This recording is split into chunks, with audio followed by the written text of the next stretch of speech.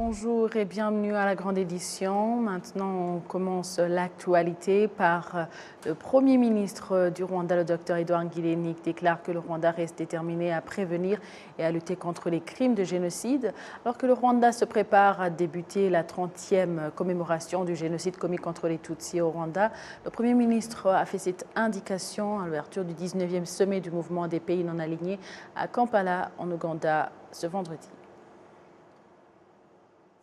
Ngirente, qui a représenté le président de la République Paul Kagame au sommet des pays non alignés à Kampala en Ouganda, a fait observer que ce sommet intervient alors que le Rwanda entame bientôt les 30e commémorations du génocide contre les Tutsis. Il a indiqué que dans l'esprit de promouvoir la paix et la stabilité, les pays non alignés devraient continuer à soutenir activement et s'engager dans des efforts de résolution pacifique, en particulier ceux visant à s'attaquer aux causes profondes des conflits. Un monde stable est essentiel pour la prospérité globale de notre peuple dans un esprit de collaboration, a martelé le Premier ministre rwandais avant d'ajouter que ce 19e sommet des non-alignés est une opportunité de créer une nouvelle voie pour une coopération et une solidarité renforcée nécessaires pour résoudre les défis uniques auxquels les nations non alignées sont confrontées. Alors que nous naviguons dans les complexités de notre monde interconnecté, laissez-nous réaffirmer notre engagement envers les principes du mouvement des pays non alignés et travailler ensemble pour construire un avenir de prospérité partagée et de paix pour tous, a conclu le Premier ministre du Rwanda. S'exprimant pour l'occasion, le président de la Commission de l'Union africaine, Moussa Faki Mahamat, a indiqué que les défis du monde actuel exigent le concours de tous les pays afin de réaliser la vision de développement que le continent africain s'est assigné en particulier. The climate change crisis is a new but urgent global challenge. Le changement climatique est un nouveau défi urgent pour le monde entier. L'Afrique a surmonté d'énormes défis dans le passé, desquels il a tiré d'importantes leçons au moment où il se lève vers la réalisation de sa vision de construire une Afrique que nous voulons et que nous méritons, tel qu'est stipulé dans la vision de développement de notre continent, l'agenda 2063. L'accord relatif à la zone de libre-échange continentale africaine, initié par l'Union africaine, présente un marché très large de plus d'1,3 milliard de personnes pour booster les échanges intra-africains, mais aussi avec la volonté d'approfondir la coopération pour des intérêts communs. Malgré ces progrès enregistrés, plusieurs pays africains restent toujours confrontés aux différentes formes de terrorisme ainsi que des crimes transnationaux organisés qui risquent de compromettre le développement enregistré sur le continent. L'Afrique est aujourd'hui membre du G20, une plateforme importante pour que le continent exprime ses idées au reste du monde. Cependant, la réforme des institutions politiques et financières mondiales reste une priorité pour l'Afrique, afin d'assurer son développement et celui des pays du Sud globalement. Remains a priority for Africa and the global South. Le 19e sommet des pays non alignés qui s'achève ce samedi dans la capitale ougandais Kampala doit être suivi du 3e sommet du G77 plus la Chine. L'entreprise franco-rwandaise Imara Properties, engagée dans la construction de logements, se félicite de sa contribution à la modernisation de l'habitat dans la ville de Kigali et au développement du Rwanda en général. La dite entreprise vient d'inaugurer la 2e phase des maisons construites à Rebero dans la ville de Kigali. Les récits suivants avec Jean-Damascène Maneshimne pour un reportage. Rebero, l'une des collines qui surplombent la capitale rwandaise Kigali, change de physionomie de jour en jour, avec notamment l'augmentation des maisons modernes d'habitation. Parmi les partenaires qui contribuent à cette réussite figure l'entreprise Imara Properties fondée par 3 Français et 3 Rwandais qui a inauguré en 2022 la première phase des maisons de logement sur cette colline. Aujourd'hui, toutes ces maisons sont habitées soit par des locataires, soit par des propriétaires.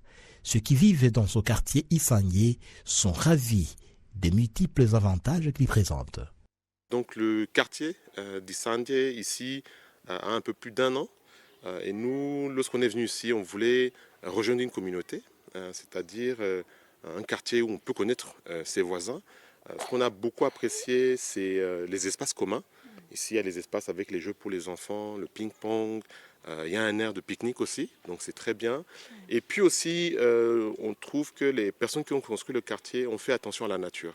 Donc il y a beaucoup de plantes, d'oiseaux le matin, de fleurs, c'est très agréable, vraiment. Et Ribeiro, c'est, on va dire, une nouvelle zone de Kigali, très calme. Donc vraiment, lorsqu'on sort d'une semaine chargée et qu'on est ici le samedi, assis avec ce beau soleil, on se sent comme en vacances. Donc c'est vraiment ça qui nous a poussé à venir ici. C'est comme une famille. Bon, je parlais de la petite communauté. Il y a 15 maisons, donc on se connaît tous. Il y a vraiment beaucoup d'occasions pour se rencontrer, que ce soit les voisinages, à travers les enfants aussi. Et ça, je trouve que c'est quelque chose d'important, puisque ça construit non seulement une communauté, une famille, mais aussi ça crée comment je peux dire ça, quelque chose de positif pour les enfants. Vraiment d'être ensemble et pas d'être séparés seulement ou de se voir dans les lieux comme l'école ou autre. Là, même quand on est dans le quartier ici, on a l'occasion de rencontrer les voisins et ça, c'est très très bien vraiment. Donc avant, nous habitions en France et on a eu l'opportunité de revenir au Rwanda. C'était aussi au moment où on venait d'avoir les enfants et ça nous paraissait important que les enfants aussi puissent grandir dans leur pays, qui est aussi le Rwanda. Et puis, lorsqu'on est arrivé dans la recherche d'une bonne communauté, nous avons aussi eu la chance de trouver ce quartier où aussi ils grandissent avec d'autres Rwandais, Rwandaises. Et donc, nous sommes très heureux vraiment d'être ici. Une fois la première phase terminée, l'entreprise Imara a directement entamé la deuxième, qui vient d'être inaugurée. Le directeur général de l'entreprise Imara nous présente les deux phases. Donc on a une première phase qui a été construite en un an, qui a été inaugurée en 2022. Aujourd'hui, toutes les maisons sont habitées, certains par des propriétaires occupants, d'autres par des locataires. Nous avons cette deuxième phase a été construite en 14 mois, donc tout est vendu. Il reste simplement uniquement un appartement. La première phase c'était 15 maisons et la deuxième phase c'est 18 unités, 6 maisons et 12 appartements. Donc la première phase est habitée déjà complètement puisqu'elle a terminé en 2022. Donc il y a des enfants qui jouent après l'école, donc c'est un espace qui est bien vivant. Et la deuxième phase, les propriétaires ont commencé à emménager, à meubler, et petit à petit sont en train d'emménager. On commençait le premier projet, c'était encore très rural en 2021 dans cette partie de Ribeiro, et on voit que notre phase 1, ce premier projet a aussi donné une impulsion, ça a contribué à faire un peu monter les prix en matière de foncier, aussi avec le concours des autorités et les physical plans, puisque nos projets bien sûr respectent les règles de densité du master plan de la ville de Kigali. Et donc c'est des projets qui contribuent à la construction et à l'urbanisation de la colline de Ribeiro. Deux phases déjà terminées, ce n'est pas tout. L'entreprise Imara s'apprête à lancer un nouveau projet à Kanombe dans la ville de Kigali qui sera suivi d'un autre projet à Kibagabaga. Le directeur général de l'entreprise affirme que la poursuite de ces projets est dictée par le souci d'appuyer les efforts de développement du Rwanda en général. Alors, la volonté de construire ces logements, c'était d'abord de répondre aux besoins de la ville de Kigali en logement, de contribuer au développement économique du pays, puisque un projet comme celui-là, c'est environ 100 ouvriers qui travaillent, c'est aussi une vingtaine de personnes pour l'encadrement, pour le design, les architectes, la supervision des travaux. Donc c'est voilà, la construction, c'est un secteur qui permet de répondre aussi aux besoins en matière d'emploi. Le coût de ces maisons construites par l'entreprise franco-rwandaise Imara Property se situe entre 60 et 145 millions de francs rwandais. L'entreprise souligne que le prochain projet de Kanombe aura la particularité de donner aux Rwandais de conditions moyennes la possibilité de posséder aussi un logement décent dans la capitale rwandaise Kigali. Jean Damascene Manishimwe pour la télévision rwandaise. Certains locataires de bâtiments commerciaux dans la ville de Kigali désapprouvent qu'ils soient obligés de payer la location au prix courant du dollar américain, situation qui leur afflige des pertes, disent-ils. Les économistes indiquent que ce système de paiement en monnaie étrangère pourrait à la longue dévaloriser le franc rwandais. Kassim Youssouf. La législation rwandaise stipule que seul le franc rwandais sert de moyen de paiement dans toute transaction qui s'opère partout sur le territoire national et prévoit des sanctions à ceux qui la transgressent. Certains locataires de bâtiments commerciaux dans la ville de Kigali déplorent qu'ils soient obligés de payer au prix courant du dollar américain et souhaitent que cela change. J'ai commencé à travailler à Downtown en 2017. Concernant le paiement, si la location coûtait 300 000 francs et que nous sommes maintenant à 800 ou 900 000 et quelque chose, c'est parce qu'on nous fait payer en dollars. Si on réclame, on nous répond que l'immeuble a été construit en dollars et cette pratique entrave le commerce. Nous voudrions qu'on accorde à notre monnaie sa juste valeur et que la location soit payée en francs rwandais pour nous faciliter et pour développer notre pays. Le prix du dollar a augmenté et le change se complique. Plus le prix du dollar augmente, plus le prix de location monte. Vous comprenez que tout dépend de la loi de l'offre et de la demande du dollar. La Banque nationale du Rwanda indique que cette pratique est illégale et passible de sanctions parce qu'à différents moments, elle a publié des communiqués condamnant ce procédé. L'économiste Teddy Kaberuka estime que les locataires de bâtiments ou autres immeubles qui exigent le paiement au prix courant du dollar font des choses qui pourraient entraîner le manque de dollars ou d'autres monnaies étrangères ou favoriser la hausse de leur prix d'achat au marché national de change. haba idolari haba euro rigenda rizamuka bivuga ngo rero uramutse wishyuje umuntu mu faranga ritari irinyarwanda. Qu'il soit le dollar ou l'euro, ils suivent la situation du marché de change.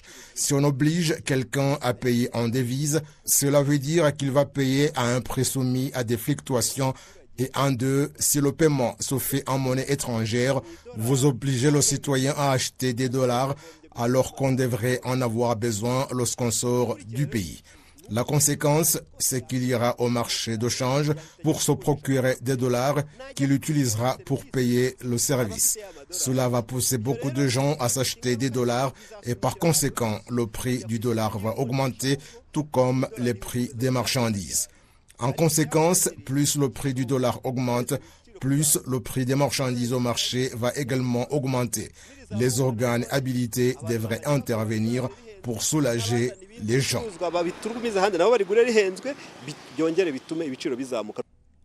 La Banque nationale du Rwanda indique que les paiements en monnaie étrangère au Rwanda sont seulement opérés dans des hôtels ou pour l'achat des tickets d'avion et pour des jeux de hasard au casino.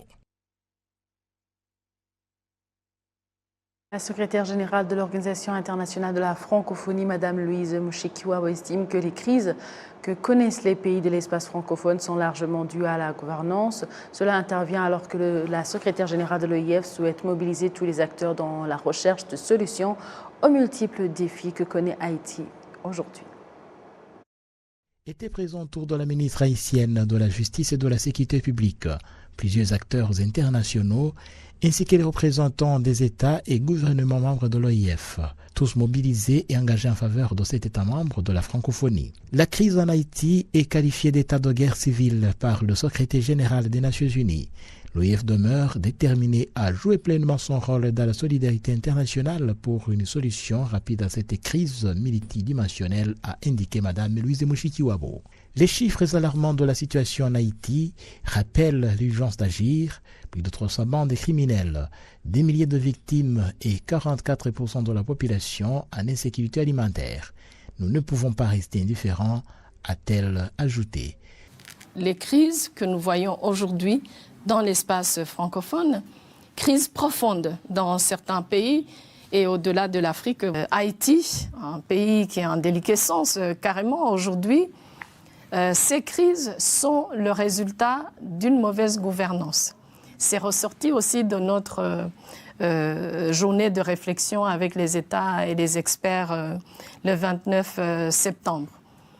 Et donc, une partie, pas toute la solution, mais une partie de la solution, c'est de s'attaquer aux aspects de mauvaise gouvernance. Le manque d'inclusion, le manque de distribution des richesses, la corruption, le fait que certains citoyens ne sont pas écoutés, le fait que beaucoup de jeunes sont au chômage dans nos pays, les questions d'immigration où les jeunes pensent que tout va mieux ailleurs que chez eux. Tout cela, c'est à la base de ces crises et de l'attitude qu'on voit chez les jeunes qui embrassent les nouveaux venus, peu importe qui ils sont, parce que de toute façon, ça ne peut pas être pire. C'est ce que les jeunes se disent aujourd'hui. La ministre haïtienne de la Justice a fait remarquer que face aux défis sécuritaires, seule une force internationale peut restaurer l'ordre. Elle a salué le volontarisme du gouvernement kényan et a appelé à des contributions supplémentaires pour son pays. La sécurité en Haïti est un défi majeur, a-t-elle précisé. Il a exposé les déficits en effectifs et matériels et a salué la résolution de l'ONU pour la mission multinationale d'appui à la sécurité en soutien à la police nationale d'Haïti. Il a rappelé l'urgence de déploiement pour assurer la sécurité et faciliter les négociations politiques. La ministre haïtienne de la Justice a exprimé sa gratitude envers l'OIF et sa secrétaire générale Louise Mushikiwabo pour l'organisation du 4e comité ad hoc. Malgré la dégradation de la situation en Haïti, elle a insisté sur l'espoir et a dénoncé l'impact des groupes criminels sur la vie quotidienne des Haïtiens. Le Rwanda qui s'est assigné l'objectif de donner à toute sa population l'électricité à 100% multiplie donc les partenaires pour réussir ce pari. L'un d'eux est l'entreprise Ignite Power qui a reçu le prix pour ses efforts de transformation visant à fournir une électricité abordable aux communautés des coins reculés en Afrique subsaharienne. Le prix connu comme Z Sustainability Prize a été décerné suite aux solutions solaires payantes ayant fourni de l'électricité à 2,5 millions de personnes et permis d'éviter 600 000 tonnes d'émissions de CO2. Malgré donc ces avancées, Angela Holmes de cette entreprise indique que ces défis restent nombreux mais que l'entreprise est prête à y faire face. Il y a à peu près 10 000 défis par jour. Il y a énormément de défis. Ce n'est pas facile de pouvoir opérer de manière logique, économique, viable et à grande échelle sur les régions rurales et au Rwanda et sur l'Afrique en général. C'est quelque chose d'assez compliqué. Et si ce n'était pas compliqué, on aurait déjà résolu tout le problème et il n'y aurait pas de pauvreté au niveau de l'énergie, il n'y aurait pas de pauvreté au niveau de l'Internet. Donc, ça prouve vraiment que c'est un problème complexe. La complexité vient surtout du fait d'opérer dans ce qu'on appelle le dernier kilomètre, vraiment d'opérer dans des régions où c'est difficile d'avoir accès parce qu'il n'y a aucune infrastructure, il n'y a pas de route, il n'y a pas d'adresse, les gens n'ont pas de compte en banque. Il y a plein de complexités qui viennent de ça. Et donc, nous, au cours des plusieurs années sur lesquelles on a opéré, on est devenus des spécialistes sur ce genre d'opération. On est des spécialistes pour savoir comment gérer la complexité du dernier kilomètre et des régions rurales et des communautés dans les régions rurales. Et donc, c'est ce qu'on fait avec Ignite, mais bien sûr, il y a des nouveaux défis tous les jours par rapport à ça. Le prix, pour nous, c'est quelque chose de vraiment, on est très, très, très heureux d'avoir gagné le prix Zayed. C'est un prix qui est vraiment en ligne avec notre esprit, notre vision d'amener un monde meilleur et de le faire à grande échelle et avec une exécution qui est vraiment nette et aussi bien que possible. Et le prix de Zayed, je trouve, reflète ça. C'est comment amener un monde meilleur, mais de manière vraiment concrète. Et donc, avec le prix, ce qu'on va pouvoir faire, c'est comme j'ai dit un peu avant, c'est d'étendre toutes ces solutions aux écoles dans les régions rurales et à certains autres bénéficiaires qui n'avaient pas accès jusqu'à aujourd'hui. Le modèle économique était plus compliqué et donc il n'y avait pas encore accès aujourd'hui. Ça va pouvoir vraiment nous amener à faire ça de manière beaucoup plus rapide. Au Rwanda, on y est depuis des années et on va continuer jusqu'à qu'il n'y ait plus d'énergie pauvreté. On ne va pas partir, on va pas quitter le pays, on va continuer sur le pays, on va continuer à servir nos clients et les gens dont ont besoin de ce genre de service au cours des années qui viennent, jusqu'à que, j'espère, il n'y ait plus d'énergie pauvreté, de pauvreté de l'énergie sur le pays. Le personnel médical, on passe à la place santé. Le personnel médical en charge des patients souffrant de maladies incurables, sans espoir de rétablissement, indique que seuls des centres de soins palliatifs procureraient des solutions durables à ces personnes. Le centre de soins palliatifs de Kabuga dans la ville de Kigali est opérationnel depuis 2012 et prend en charge des patients souffrant de différentes pathologies chroniques. Sœur Maria de la Congrégation des Sœurs des Anges dit que ce centre a été mis en place à la demande de la population. Et nous avons fondé le Centre de soins palliatifs en 2012. Cette initiative, nous avons pris à la demande de la population. Au début, on ne savait pas même quel nom nous allons donner à ce centre, mais les gens nous disaient qu'on a besoin d'un centre où les malades peuvent trouver un abri et les soins continuent, ou dans les cas où l'hôpital ne peut plus continuer leurs soins. À ce moment-là, nous avons pensé construire ce centre parce que moi, je viens de la Pologne, alors dans notre pays, il y a beaucoup de centres pareils. Et nous avons commencé dès le début avec les patients qui ont des maladies incurables. Au début, on avait peu de patients parce que les familles, en général, dans la société, les gens ne savaient pas qu'est-ce que nous allons faire ici avec nos malades. Maintenant, comme notre centre est déjà plus connu, il y a une liste d'attente même, la majorité des patients, ce sont les malades de cancer, mais aussi il y a d'autres malades qui ont des maladies incurables. Nous avons les personnes adultes autant que aussi les enfants de tout âge, personnes. Et alors, nous avons une vingtaine de personnels, 22 en total, et 20 lits des malades. Alors, ça nous demande un service très large parce que notre personnel est aussi préparé au niveau des soins palliatifs, même les personnels physiques qui ont le travail simple, ils sont habitués à travailler pour les malades et qui ont besoin de ces soins. Parce que même à Bazam, qui sont les premiers qui accueillent les familles, doivent avoir une réponse convenable avec la famille, un accueil qui est déjà le premier pas dans notre centre. Sœur Maria ajoute que les patients qui viennent chez eux sont ceux dont le diagnostic a été réalisé dans différents hôpitaux et qu'en plus de se conformer aux indications des médecins, il propose également un suivi psychologique. De quelle façon les malades? Les malades, d'abord, on donne les soins médicaux. Ils viennent déjà chez nous diagnostiqués dans les différents hôpitaux. Alors on continue les indications des médecins, mais bien sûr, comme on se trouve dans les centres palliatifs, il y a des conditions. Aussi, chaque malade a besoin des soins palliatifs, mais avec différentes manières. Chacun a ses propres médicaments, aussi on doit prendre les soins différemment pour chacun. Et aussi les niveaux spirituels. Chez nous, les malades ont le droit à avoir un psychologue et notre assistante sociale qui est en permanence en contact. Et nos malades aussi ont le droit d'avoir une aide psychologique. Et notre assistante sociale qui s'occupe particulièrement de leurs soins psychologiques au niveau spirituel. Et autant qu'il y a beaucoup de malades, ils sont de différentes religions, alors ils ont le droit aussi de demander un prêtre ou un pasteur, ça dépend de quelle religion ils sont. Aussi les rencontres avec quelqu'un qui leur donne le soutien spirituel. Dernièrement, nous avons beaucoup de demandes, mais pour les malades qui ont le stroke, ou bien d'autres maladies incurables, mais la priorité nous donnons aux malades d'un cancer. Parce que leur maladie, on peut dire, ne dure pas.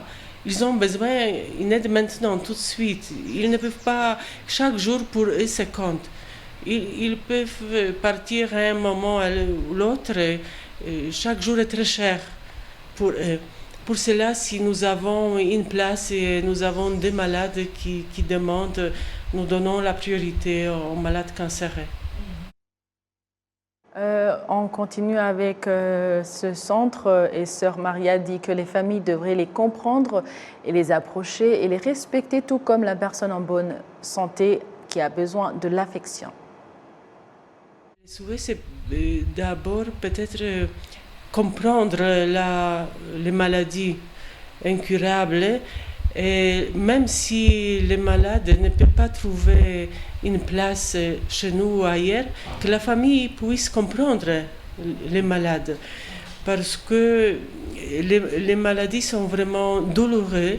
Je comprends que aussi pour les familles, c'est pas facile de garder un malade à la maison où on n'est pas à la mesure de donner les soins convenables. Mais la première chose, c'est la compréhension des malades.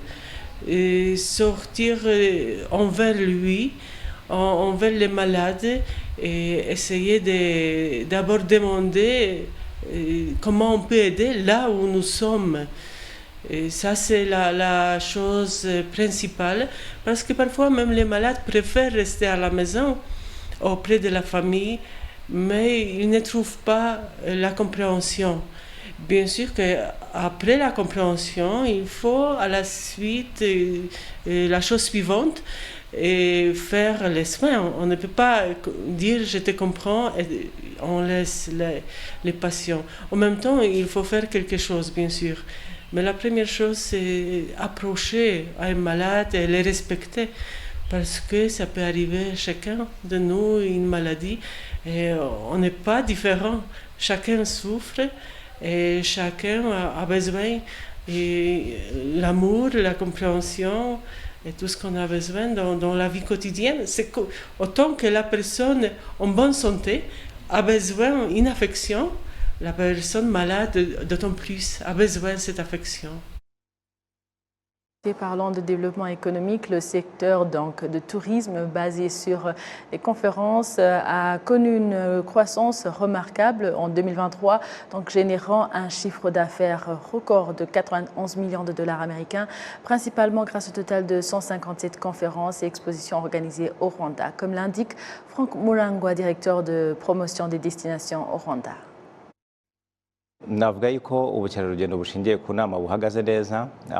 Le tourisme est basé sur les conférences et bien placé en 2023, une année qui a été très bénéfique.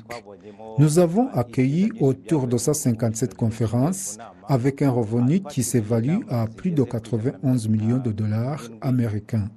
Cela donne espoir que le tourisme contribue considérablement pour notre économie en général et encourage tout ce qui contribue d'une manière ou d'une autre dans ce secteur. Le centre de conférence Kigali Convention Center nous a permis d'être hôte de plusieurs conférences comme Women Deliver, qui a rassemblé plus de 6 000 personnes à Kigali, pour n'en citer que peu.